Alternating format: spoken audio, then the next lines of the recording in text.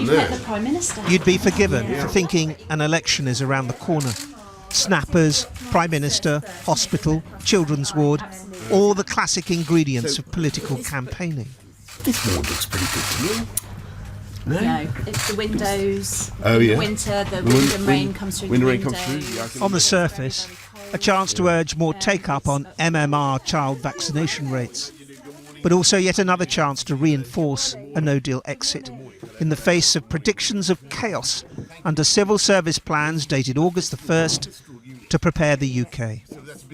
I'm not pretending that there won't be bumps on the road. There will be. I said that on the steps of Downing Street. But if everybody puts their minds to it, I have absolutely no doubt that we can get ready. According to Operation Yellowhammer, leaked to the Sunday Times, those bumps include shortage of fresh food, fuel and medicines, coupled with panic buying and congestion at ports and airports. Add to that today's reports that the Home Secretary Priti Patel will close the borders after October the 31st to EU citizens seeking work as freedom of movement ends.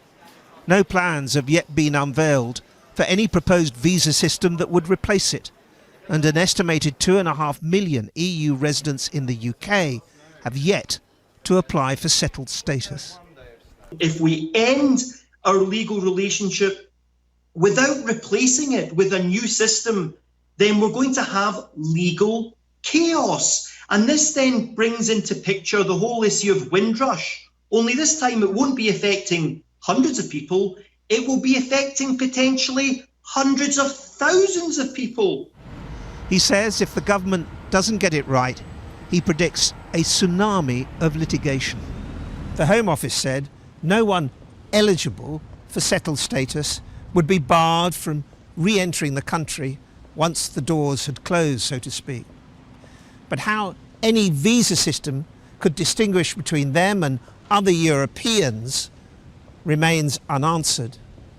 The Home Office simply said improvements to previous plans are under development. So, you might argue, is Labour's opposition to a no deal. Jeremy Corbyn today outlined a plan for a caretaker government. I will bring a vote of no confidence in the government, and if we're successful, would seek to form a time-limited caretaker administration to avert no deal and call an immediate general election so that people can decide our country's future.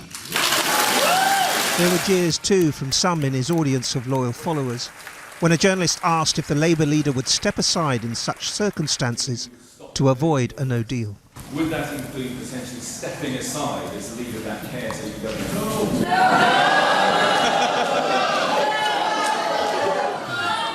Beyond the politics, Brexit still poses some very real problems, with 73 days to go, and immigration is one of the biggest.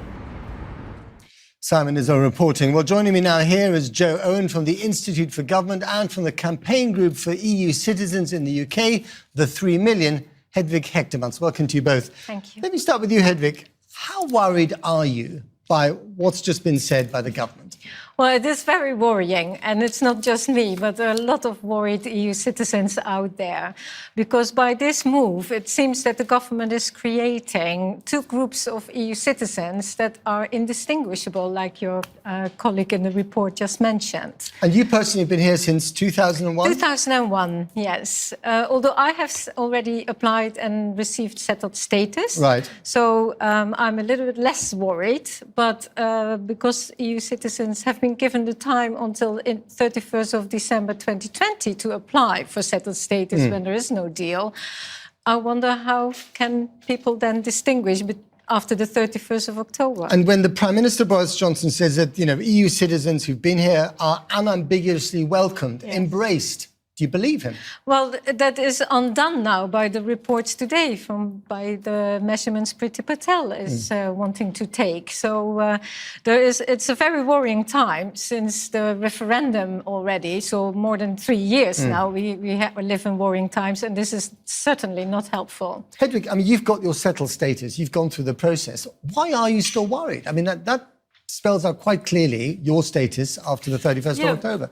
That's true, but it's not just me. There are so many people, of course, are according to their own government. So how many have got... They said about 100 million people have applied and been granted either 1 settled million. or pre-settled. 100,000. No, not 100 million. No, 1 million. That's 1 million, okay, right. So 1 million have applied and received either settled status or pre-settled status. Right. That leaves more than 2 million people just 8 weeks ago. So that is a worry. And also, the whole settled status scheme is based on secondary legislation. Right. So things can change very easily without scrutiny in Parliament. Should the government just be, getting hold of these 2 million people, putting out in much more of a public information campaign to say, get a move on? Because, once you get on to it, it's quite quickly. It's quite efficient. It's quite quick to be done.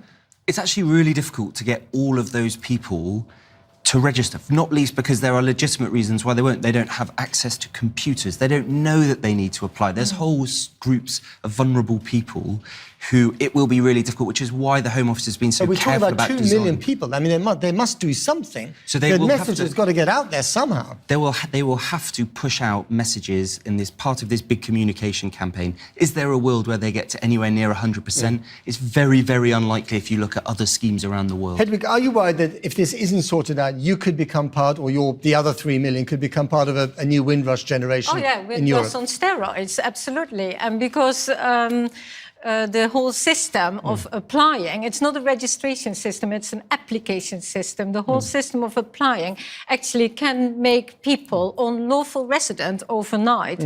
And other than with the Windrush, who were here legally but had lots of problems proving that fact, EU citizens could become unlawful residents, which is it's a very dire situation to be in.